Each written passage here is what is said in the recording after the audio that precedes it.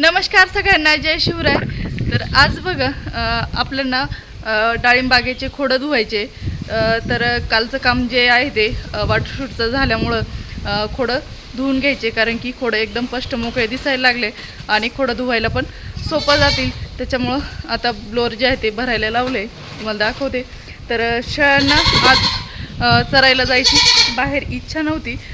3 वाजले होते, ऊन आहे अजून बाहेर, त्यामुळे आतमध्येच त्यांना जांभळीचा पाला आणून टाकलाय. तर ते खात आहे.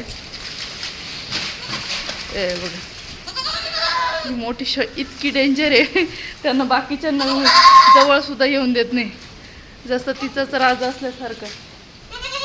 बाकीचे चिल्ले पिल्ले बाजूला उभे राहतात, त्याच्यामुळं बाहेर सोडल्यानंतर ते पण बाजूला चरतात आणि ती पण, आणि ते दोघं तिकडे वरती आहे. तर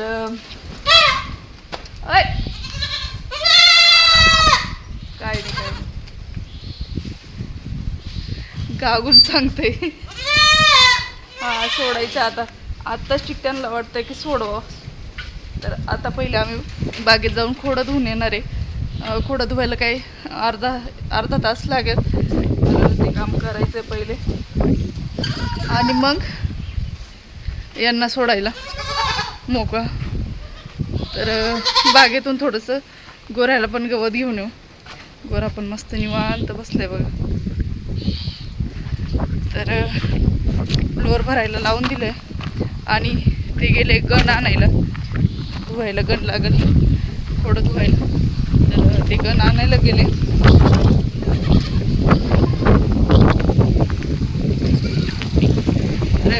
ट्रॅक्टर लावलं भरायला.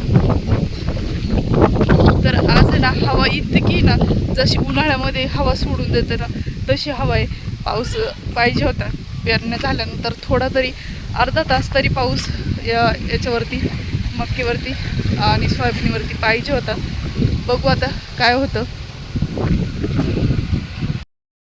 तर हे बघा झालंय मारून आता थोडं आणि ट्रॅक्टर आता घरी चाललंय. तर थोडं धुवायचे फक्त काहीतरी 10 झाडं राहिले आणि औषध संपलं.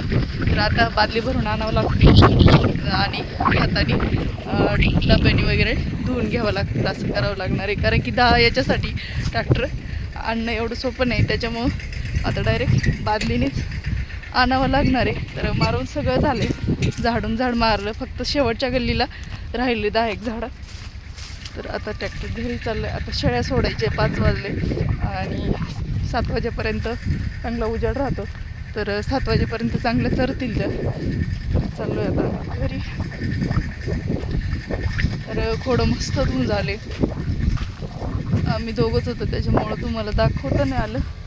तसं मी शॉर्ट याच्यामध्ये घेतलेलं आहे, शॉर्ट व्हिडिओमध्ये टाकल्यानंतर बघा कसे धुतले खोडं.